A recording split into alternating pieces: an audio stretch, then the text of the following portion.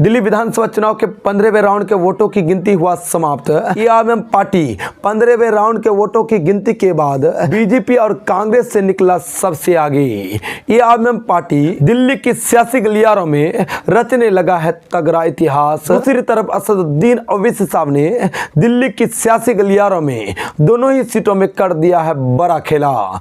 जी हाँ दोस्तों, आपको बताता चलूं, आज दिल्ली विधानसभा चुनाव 2025 के नतीजे जारी किए जा रहे हैं, जिसमें कहीं कि फाइनली बीजेपी सरकार बनाती हुई दिख रही है। बीजेपी को 47 सीटों पर कहीं की बढ़त मिलती हुई नजर आ रही है और वहीं पे आम आदमी पार्टी मात्र 23 सीटों में 22 सीटों में सिमटती हुई नजर आ रही है और एक सीट में एआईएमआईएम पार्टी कहीं की दूसरे पायदान पे नजर आ रहे हैं, तो अपनी दूसरी सीट में एआईएमआईएम पार्टी तीसरे पायदान में नजर आ रहे हैं। दोस्तों, बात करें 15वें राउंड के वोटों की गिनती के बाद तो एआईएमआईएम पार्टी के उम्मीदवार सिपाउर रहमान साहब ओखला से 26,000 वोटों से आम आदमी पार्टी के उम्मीदवार अमानतुल्लाह खान साहब से पीछे चल रहे हैं। तो वहीं पे एआईएमआईएम पार्टी के दूसरे उम्मीदवार ताहिर हुसैन साहब मुस्ताबाबाद से 51,552 वोट से तीसरे नंबर पर चल रहे हैं। एक एआईएमआईएम पार्टी के उम्मीदवार दूसरे पोजीशन में ओखला में है, तो दूसरी तरफ एआईएमआईएम पार्टी के दूसरा उम्मीदवार जो मुस्ताबाबाद से है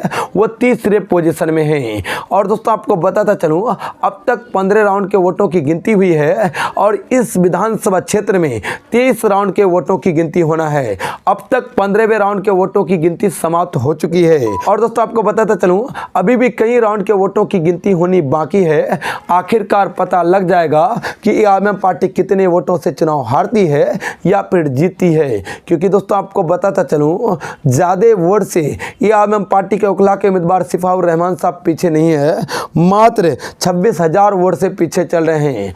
अगर कहीं कि इन राउंडों में एआईएमआईएम पार्टी के उम्मीदवार सिपाउर रहमान साहब को अच्छे खासे वोट मिल जाते हैं, तो कहीं कि आम आदमी पार्टी के उम्मीदवार अमानतुल्लाह खान साहब को पीछे छोड़कर बड़ी जीत हासिल सिपाउर रहमान साहब एआईएमआईएम पार्टी के उम्मीदवार के तौर पर हासिल कर सकते हैं। और दूसरी तरफ मुस्ताबाबाद में एआईएमआईएम पार्टी के उम्मीदवार जनाब ताहिर हुसैन साहब लगभग चुनाव हार चुके हैं, लेकिन तीसरे पोजीशन में नजर आ रहे हैं। यहाँ पर एआईएमआईएम पार्टी दमदार टक्कर बीजेपी के उम्मीदवार को दे रही है और यहाँ पर खास तौर से आगे चल रहे हैं आम आदमी पार्टी के उम्मीदवार, और दूसरी जगह पर भी आम आदमी पार्टी ही आगे चल रही है। कहीं नहीं कि दोस्तों, आपको बताता चलूं, केजरीवाल के सारे दावे खारिज होते हुए नजर आ रहे हैं और मुसलमानों ने जो केजरीवाल को भर भर के वोट किया, उनका सारा वोट आज जाया होता हुआ नजर आ रहा है। लगातार से मुसलमानों की कोशिशें धरी की धरी रह गई है। अगर मुसलमानों ने थोड़ा भी विश्वास एआईएमआईएम पार्टी के दोनों उम्मीदवारों पर कर लिया होता,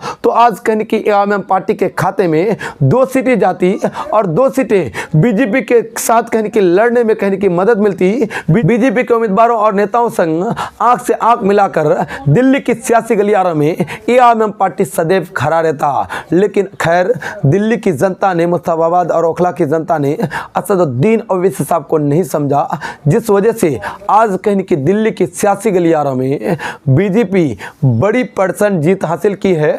दूसरी तरफ आम आदमी पार्टी की गुरूर और तकब्बर चकनाचूर हो गई है और साथ ही मुसलमानों ने जो भरोसा जताया छोटा रिचार्ज पर, उनके कहीं के भरोसे भी खत्म हो चुके हैं।